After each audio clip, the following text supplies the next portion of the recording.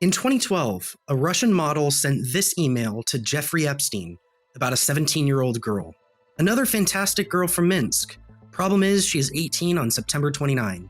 Amazing girl, but very mature for her age. Over the course of a decade, the model sent Epstein at least 40 young women and girls.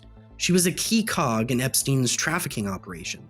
2 days before Epstein's arrest, here she is inside the United Nations headquarters in New York, holding a Russian flag, wishing Americans a happy 4th of July. Her name is Kira Diktyar, and her path into the UN building ran through Paolo Zampoli, a longtime Trump insider who introduced Donald to Melania and who now serves as the president's special representative for global partnerships at the State Department.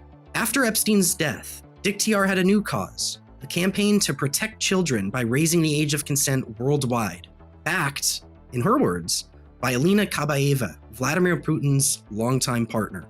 According to an analysis of emails released by the Department of Justice, Diktyar spent at least a decade as one of Epstein's most prolific known recruiters. Let's walk through what the records actually show. Kira Diktyar is a former Russian gymnast who trained in the same youth gymnastics world as Alina Kabaeva before leaving abroad for modeling work. By 2007, she was modeling for MC2, the New York agency founded by Jean-Luc Brunel and backed by Epstein. Airmail reported that Brunel introduced Diktyar to Epstein at an MC2 event when she was just 17. Brunel was then later indicted in France for the rape of minors and died in his prison cell in 2022. Earliest message from Diktyar in the DOJ release is dated January 2008, just months before Epstein's guilty plea for soliciting a minor for prostitution. Diktyar sent the contact details of a New York woman to Epstein's longtime assistant, who replied, "Great, thank you for this." And from there, the emails kept coming, hundreds of them, over a decade. She often wrote from email addresses containing KGB 88, a reference to the Soviet Union's intelligence service, and Diktyar's alleged year of birth. What makes her emails so revealing and so depraved is how graphic Diktyar was. She coached Epstein on how to target vulnerable young women. In January 2012, after sending Epstein a woman's name, she wrote, quote, "She is impressed by wealth, and if you tell her that she could be a model, etc., she will be very easy."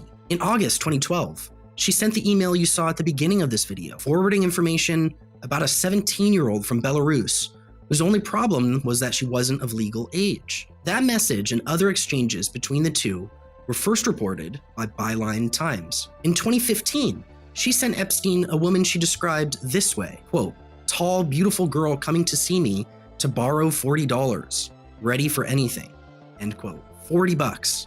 That is the level of financial desperation she was flagging to Epstein as an asset. Epstein replied, "Very cute." The next day, Diktyar wrote, quote, "It's only for massage, in my opinion. Let me know what time I should send her in," end quote. That same year, after Epstein complained that a woman had failed to thank him, Diktyar apologized on her behalf and promised, quote, "We'll find you new girl as soon as I can." She later asked whether he needed, quote, "interesting friends or more for massages." And the correspondence continues into 2018, roughly 16 months before his arrest. In March of that year, she emailed, quote, "I found at least 3 very good, young, poor, but we was so tired I will cover up in a week." That message later surfaced on a printed list held by then Attorney General Pam Bondi during a February 2026 House Judiciary hearing on the Epstein files. So who exactly was this to Epstein? And why did she keep supplying him with young women and girls for a decade? In her own words, after his death, the answer was simple. He was her friend and he took care of her. And he was very nice to me. He put me in an apartment in Paris. His apartment in Paris had a Kuka driver and a cell phone and a cash. That is Diktyar herself speaking on a podcast episode in 2021, describing a level of support that most people never receive from anyone. A fully staffed apartment in Paris, her hospital bills paid, other financial favors. And Epstein's help went beyond money. The Newsground is a new investigative news outlet. No paywalls, no billionaire owner. It's funded entirely by readers through the sale of premium coffee and digital subscriptions. Journalism that answers to you. thenewsground.com. In 2018, during the World Cup in Russia, Diktyar says she got into trouble inside Russia and needed a way out. Again, in her own words. His idea was, I'm buying a ticket from Sheremetyevo to JFK, regular ticket. So you check in. So instead of leaving for Moscow?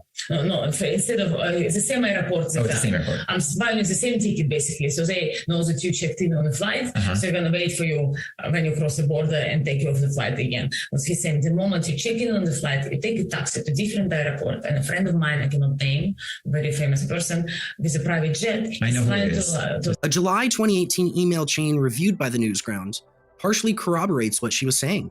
An Epstein associate wrote that, quote, Kira called and asked you to help her book the ticket from Moscow to New York as her card is blocked. A later message describes her as anxious and called Epstein, quote, her last hope. Hours later, Dick TR thanked him directly via email. So Epstein was her fixer, but Epstein was just one powerful man in her orbit. There was another.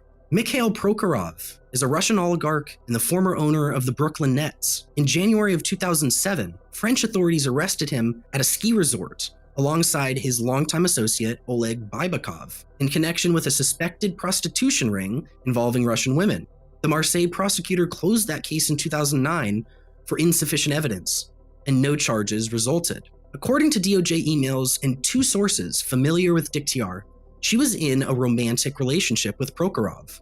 In May 2015, she signed an affectionate email to Epstein as Kira Prokhorova, the feminine form of the oligarch's last name. Then in March 2016, she asked Epstein for a favor on Prokhorov's behalf. Quote, if you see Warren Buffett, can you please ask his autograph for Mikhail Prokhorov? I will be very grateful, she wrote. Hours later, she pushed further. Quote, Prokhorov asking to meet Warren Buffett. Can we organize?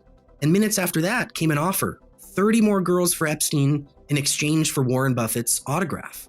To be clear, there's no indication that Buffett knew about any of this, and there's no evidence that the meeting ever happened. The 30 girls line was first reported by Byline Times, but its connection to a proposed Buffett meeting had not been previously reported until now. That same day, Dick TR offered Epstein the name of another woman from Belarus, continuing her recruitment of young women for the convicted sex offender. A representative for Prokhorov did not respond to a request for comment by the Newsground. Then came July 2019. Epstein was arrested and, a month later, found dead in a federal jail cell. Dick TR almost immediately began to rebrand. In the years after Epstein's death, she publicly recast herself as a women's and children's rights activist. Her signature project was the global campaign to raise the age of consent to 18 in countries where it stood lower. She said that the campaign would begin in Russia and then go straight to the United Nations. And who did she say was behind it? Alina Kabaeva, Putin's longtime partner, and the chair of National Media Group, Russia's largest private media holding. Airmail has reported that the campaign had drawn Kabaeva's support. So let's go back to Dick TR's own words. And you're working on it with Alina? Is she a part of it with you? Yeah, she's backing me up through her media because she owns a media group. She controls the government. First of all, she controls the media, and she's in the parliament of Russia. I'm going with Kabaeva, so I have nothing to worry about. If I have support of Putin.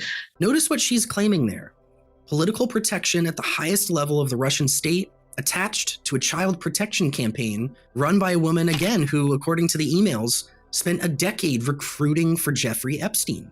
Dick TR also described approaching powerful men that she said had done worse things than Epstein and pressing them to fund her initiative. In what can only be described as blackmailing an unnamed Russian oligarch, Dick TR said that she warned a man that going public about what she knew about him would cost him his marriage and billions of dollars. So a few million for her foundation would be the easier path. Do you really want me to go public? Your wife will divorce you immediately. She's going to take you billions of dollars. It's going to be healthy for you to give me a few millions for the foundation. This Age of Consent campaign was not just focused on Russia, which brings us to the American side of the story, and to Paolo Zampoli. Zampoli spent years as Dominica's ambassador to the United Nations and is now Trump's special representative for global partnerships at the State Department. His own past connections to Epstein have been documented in part by Mother Jones, which wrote about a partnership that he had with Ghislaine Maxwell's Terramar project. But his ties to Dick TR have not been reported by any major outlets. The Newsground uncovered a press photograph from May 2019, 2 months before Epstein's arrest, showing Dick TR and Zampoli together at a private event in New York. And in a 2019 Russian language podcast, Dick TR said that Zampoli had been her modeling manager, the same manager, she said, who had managed Melania Trump. Here's Dick TR describing how she brought her campaign to Zampoli. something about it. Everybody with who I discussed the idea, including the ambassador to the United Nations, because I called him up and he met me like in the night. What's his name? Paolo Zampoli. Paolo Zampoli. Paolo Zampoli. So you called him. I just called him for friendly. I say, hey, let's meet up for a drink or something. And I give him an idea, and he thought it's a genius idea. That's her account, and Zampoli did not respond to multiple requests for comment. But the connection to the UN itself is documented. It is what put her inside of that building on the 4th of July 2019, Russian flag in hand, 2 days before Epstein's arrest. In 2018, she was even presenting herself in Russian press as a UN sports ambassador, though a UN spokeswoman later said that the UN never appointed her to any position. So let's take a step back and look at the whole picture. The records show a woman who identified vulnerable women, flagged their poverty as a selling point to Epstein, arranged introductions, and moved comfortably through modeling agencies, oligarch circles, diplomatic residences, and the UN. Epstein's operation depended on people exactly like this. He did not find 40 women in Minsk and Moscow on his own. Someone found them for him, vouched for him, and told him which ones would be easy. And when the operation collapsed, that same person, Kira Diktyar, reappeared as a child protection advocate, claiming support from the partner of the Russian president and encouragement from a Trump insider now working in the State Department. Diktyar's name, according to a source directly familiar with things, was forwarded to the DOJ on a list of Epstein associates. Her name did not appear on the victim list, sent shortly after, and she has never claimed to be a victim. She did not respond to the Newsground's attempts to reach her, and to this day, it does not appear that Diktyar, who appears to still live in the United States, has ever been questioned by law enforcement authorities. The Newsground publishes investigations like this one with no paywall because we believe that this reporting should be free for everyone.